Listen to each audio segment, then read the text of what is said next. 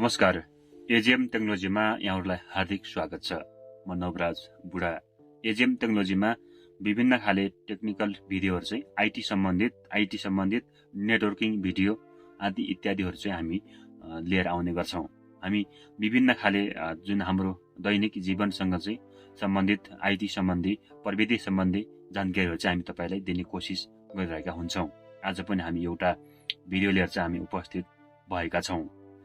आज चाहिँ हामीले जुन डोमेन नाम तपाईले सुन्नु भएको होला, वेबसाइटको नाम डोमेन नाम चाहिँ हामीले जुन लाखौं खर्च गरेर चाहिँ हामी किन किन्नुपर्छ अथवा किन हामीले तिर्नुपर्छ भन्ने बारेमा चाहिँ सम्बन्धित रहेको छ। अब लागौं भिडियोमा। हामीले चाहिँ वेबसाइटको हरेक नाम चाहिँ हामी www.yourcompanyName.com यो चाहिँ डोमेन नाम रहेको छ। यो चाहिँ हामीले लाखौंमा चाहिँ किन किन्नुपर्छ, किन तिर्नुपर्छ भन्ने बारेमा चाहिँ यो भिडियो चाहिँ महत्त्वपूर्ण रहेको छ। तपाईले चाहिँ पहिलोचोटि यस च्यानलमा चाहिँ हेर्दै हुनुहुन्छ भने कृपया च्यानललाई चाहिँ सुरुदेखि अन्त्यसम्म चाहिँ हेर्न नभुल्नु होला। हामी चाहिँ विभिन्न खाले जानकारी चाहिँ हामी तपाईलाई दिने कोसिस गरिरहेका छौं।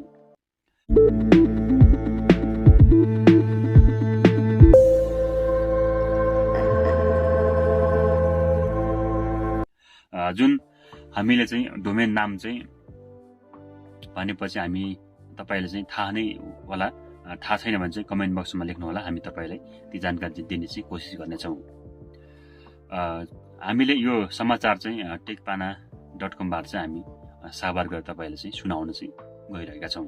तपाई यो उक्त समाचारलाई चाहिँ टेकपानाको वेबसाइटमा गएर पनि हेर्न सक्नुहुनेछ। तपाईको डिजिटल उपस्थितिको मेरुदण्ड हो डोमेन। यदि तपाई आफ्नो डिजिटल उपस्थितिमा व्यवसाय गर्न खोज्दै हुनुहुन्छ वा आफूलाई स्थापित गर्दै हुनुहुन्छ भने डोमेन नेम निकै महत्त्वपूर्ण हुन्छ। डोमेन नेम एउटा वेबसाइटको भौतिक नाम हो। तपाईको भौतिक ठेगाना वा फोन नम्बर जस्तै डिजिटल संसारलाई दुई समान डोमेन नेम हुने सक्दैन। डोमेन नेमलाई आईपी एड्रेसको पोइन्टर भनेर पनि बुझ्न सकिन्छ। तपाईले आफ्नो ब्राउजरको एड्रेस बारमा सर्च गर्ने डोमेन नेम जस्तै हाम्रो टेकपाना.com को आईपी एड्रेस जुन तपाईको यो चाहिँ विभिन्न खालको डोमेनहरुको होस्टिङ अनुसार चाहिँ आईपी एड्रेस चाहिँ फरक हुने गर्छ। जुन ब्राउजरलाई चाहिँ हामीले फायरफक्स आदिले पहिचान गर्छ र सम्बन्धित वेब पेजमा पुर्याउँछ। डोमेन नेमले मानिसहरूलाई तपाईको वेबसाइटमा पहुँच राख्न सजिलो बनाउँछ। त्यसैले यो सरल र सजिलै याद गर्न सकिने किसिमको राख्दा उपयुक्त हुन्छ। डोमेन नामका लागि किन शुल्क तिर्नुपर्छ?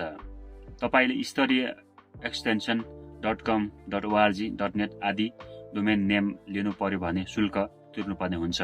नेपालमा .np एक्सटेन्सन निशुल्क लिन पाइन्छ, तर त्यसका लागि आधिकारिक कागजात र आधिकारिक प्रक्रिया अपनाउनु पर्ने हुन्छ। जस्तै तपाईले व्यक्तिको लागि लिनु खोज्नु भएको छ भने .np डोमेन तपाईको जुन नागरिकताको अगाडि पछाडि फोटो अथवा तपाईको लाइसेन्स तपाईको पासपोर्टको फोटो हालेर तपाईले .np चाहिँ आफ्नो व्यक्तिगत प्रयोजनको लागि चाहिँ लिन सक्नुहुन्छ। र कुनै संस्था, अफिस, कम्पनीहरुलाई चाहिँ तपाईले कम्पनी दर्ताको चाहिँ प्रमाणपत्र चाहिँ पेश गरेर उक्त डोमेन चाहिँ .np डोमेन चाहिँ लिन सक्नुहुन्छ। र आज हामीले यसै सम्बन्धित भिडियो चाहिँ तपाईलाई चाहिँ सुनाउन चाहिँ गइरहेका छौं। आज कतिपय वेबसाइटले सब डोमेन उपलब्ध गराउने व्यवस्था गरेका हुन्छन्। त्यस्तै डोमेन निशुल्क पाउन सकिन्छ। उदाहरणका लागि xyz.wordpress.com डोमेन लिन प्रयोगकर्ताहरूले कुनै शुल्क तिर्नु पर्दैन।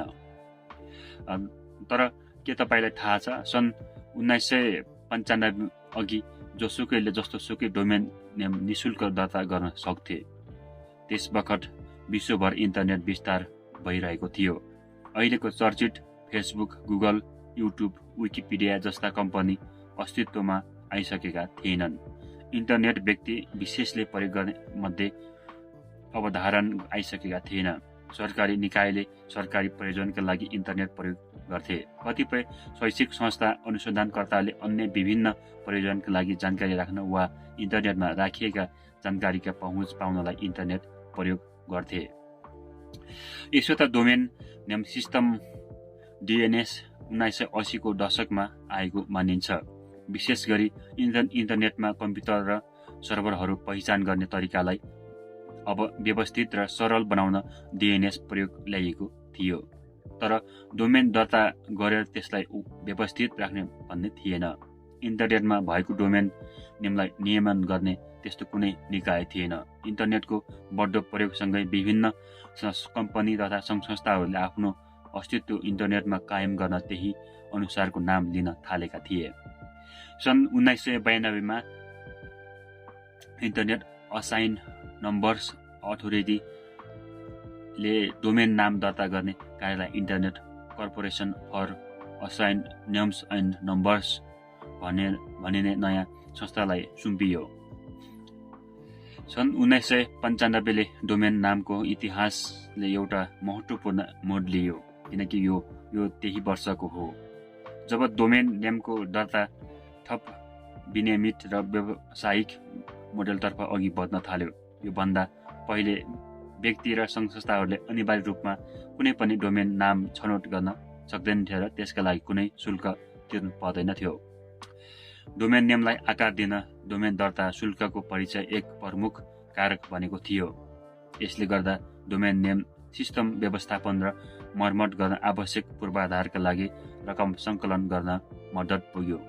शुल्कमा आधारित प्रणाली आएसँगै चर्चित शब्दहरूको नाम राखेर डोमेन निशुल्क लिने र त्यसलाई फाइदामा बिक्री गर्ने प्रवृत्ति पनि घट्यो। आइस्क्यानको स्थापनासँगै डोमेन नाम व्यवस्थापन गर्न एक सङ्गठित प्रणाली लागू गरियो। आइस्क्यानले केही व्यक्ति र संस्थाले डोमेन नेम दर्ता गरिदिने र त्यस बापत शुल्क लिने व्यवस्था गर्दै रजिस्ट्रारको प्रणाली ल्यायो। यस संरचनाले डोमेन दर्ता प्रक्रियालाई व्यवस्थित र मर्यादित बनाउन सहयोग गरेको थियो। पूर्वाधार तथा मर्मत खर्च। डोमेन नेम दर्ता तथा व्यवस्थापन गर्न प्राविधिक पूर्वाधार बनाउनु पर्ने हुन्छ। यसमा विशेष गरी सर्भर, डेटाबेस तथा दर्ता प्रक्रिया व्यवस्थापन गर्ने नेटवर्कको पूर्वाधार तथा नवीकरण गर्न शुल्क लाग्छ। डोमेन दर्ता गरेर सङ्कलन भएको रकम प्राविधिक पूर्वाधार सुधार तथा व्यवस्थापनमा खर्च हुन्छ। प्रशासनिक खर्च। डोमेन नेम दर्ता तथा व्यवस्थापनमा थुप्रै प्रक्रियाहरू आउँछन्। विशेष गरी दर्ता गर्न खोज्ने व्यक्ति वा संस्थाको प्रमाणीकरण, विवादहरूको समाधान तथा समग्र प्रणाली व्यवस्थापन गर्नुपर्ने हुन्छ। यस्तोमा डोमेन दर्ता गर्दा सङ्कलन भएको रकम प्रयोग गरिन्छ। सुरक्षा। इन्टरनेटमा डोमेन नेमलाई सहजै कायम गर्न सक्ने अवस्था सिर्जना गर्न DNSको सुरक्षा र स्थिरता सुनिश्चित गर्नु निकै महत्त्वपूर्ण हुन्छ। डोमेन रजिस्ट्रेसनबाट सङ्कलन गरिएको शुल्कले सुरक्षा उपायहरू फेला पार्न सही ढङ्गले कार्यान्वयनमा ल्याउन सहयोग पनि गर्छ। दुरुपयोग हुनबाट रोक्न। डोमेन दर्ताका लागि शुल्क तोक्नाले डोमेन स्क्वाइटिङ तथा दुरुपयोग गर्ने गतिविधिलाई रोक्न मद्दत गर्छ। डोमेन स्क्वाइटिङ भनेको नाफामा बेच्ने वा अरूलाई प्रयोग गर्नबाट रोक्नका लागि डोमेन नियम दर्ता गर्ने काम हो। शुल्क तिर्ने प्रणाली हुँदा प्रयोगकर्ताले जुन योजनाका साथ डोमेन लिएको हो त्यसैमा सदुपयोग गर्ने सम्भावना बढी हुन्छ। डोमेन नेम सही र वास्तविक उद्देश्यमा बढी प्रयोग हुन भन्ने मान्यताले पनि शुल्क लिने गरेको विभिन्न रिपोर्टले उल्लेख गरेका छन्। जिम्मेवार भएर प्रयोग गर्ने प्रोत्साहन। दर्ता शुल्क लागू गर्नाले डोमेन नेम जिम्मेवार प्रयोगकर्तालाई प्रोत्साहन गरेको हुन्छ। जब व्यक्ति वा संस्थाले डोमेनमा वित्तीय लगानी गर्छन् तब उनीहरूले यसलाई वैध उद्देश्यका लागि प्रयोग गर्ने सम्भावना बढी हुन्छ। विशेष गरी निशुल्कमा सजिलैसँग डिस्पोजल डोमेनहरू स्क्याम, फ्रड तथा फिसिङमा बढी प्रयोग हुन्छन्। त्यसबाहेक डोमेन दर्ता गर्न लागेका शुल्क आइस्क्यानले आयोजना गर्ने विभिन्न कार्यक्रम, खोज तथा अनुसन्धान, नवीनतम प्रयोग आदिमा खर्च गर्ने गर्छ। यसले गर्दा DNSको व्यवस्थापन नयाँ प्रयोग भइरहेका हुन्छन्। प्रिमियम डोमेन के हो? किन सबै डोमेन मूल्य एउटै हुँदैन? प्रिमियम डोमेन त्यस्तो डोमेन हो जसलाई अरू कसैले पहिल्यै दर्ता गरिसकेका हुन्छन् र पछि त्यसैलाई प्रयोगमा नल्याएका वा बिक्रीका लागि राखेका हुन सक्छ। आजका दिनमा विश्वभर 8 करोड बढी .com डोमेन दर्ता भइसकेका छन्। यसको अर्थ तपाईले परिचित लाग्ने डोमेन नेम फेला पार्न निकै सकस पर्ने अवस्था आइसकेको छ। इन्टरनेटको बढ्दो प्रयोगसँगै यस्ता चिरपरिचित शब्द भएका डोमेनको नेम अरू कसैले लगिसकेको हुन्छ। कसैले कुनै डोमेन नेम दर्ता गरेको छ र उक्त नाम परिचित हुने थाहा पाएमा त्यसलाई बिक्रीका लागि राख्न सक्छ। कहिलेकाहीँ कुनै डोमेनको नेमको मूल्य उही रहिरहन सक्छ, तर कहिले भने उक्त डोमेनको मूल्य करोडौँमा हुन सक्छ। उदाहरणका लागि सन् 2008 मा pizza.com डोमेन 26 लाख र सन् 1999 मा business.com डोमेन नेम $75 लाख मा बिक्री भएको थियो। सबै डोमेनको मूल्य त्यही हुन्छ भन्ने हुँदैन। हुन त डोमेन नेम दर्ता गरिदिने रजिस्ट्रार कम्पनीले बीचमा कमिसन लिएका हुन्छन्। त्यसैले पनि डोमेन नेमको मूल्य त्यति नै पर्छ भन्न सकिँदैन। कसैले त्यही डोमेनलाई सस्तोमा दिएका हुन्छन् भने केहीले महँगोमा दिएका हुन्छन्, तर पहिले कसैले दर्ता नगरेको डोमेन नेमलाई भने त्यति धेरै शुल्क तिर्नु पर्दैन। डोमेन नेमलाई केही कम्पनीले 100 वर्षसम्म नवीकरण गर्न नपर्ने सुविधा पनि ल्याएका छन्, तर सामान्यतया एउटा डोमेनलाई बढीमा 10 वर्षमा लागि दर्ता गर्न सकिन्छ। त्यति लामो समयका लागि दर्ता गर्दा धेरै शुल्क तिर्नुपर्ने हुन्छ। त्यसैले मानिसहरूले आफ्नो आवश्यकता र आर्थिक अवस्था हेरेर सीमित समयका लागि डोमेन दर्ता गर्छन्। उक्त डोमेन एक्सपायर भइसकेपछि त्यो जो कोहीले दर्ता गर्न सक्ने गरी उपलब्ध हुन्छ। हो, यसरी जो कोहीले प्रयोग गर्ने सक्ने उपलब्ध हुँदा कसैले पहिले दर्ता गरिसकेको डोमेन पछि सस्तोमा खरिद गर्न पनि सकिन्छ। आज चाहिँ हामीले डोमेन चाहिँ कसरी रजिस्टर गर्ने र डोमेन किन लाखौँमा तिर्नुपर्छ भन्ने सामान्य यो भिडियो चाहिँ तपाईँहरू माझमा चाहिँ हामी राख्यौँ। यस भिडियो तपाईँले कसो लाग्यो? जस्तो लाग्यो त्यस्तै सल्लाह सुझावहरू चाहिँ कमेन्ट बक्समा चाहिँ लेख्न नभुल्नुहोला।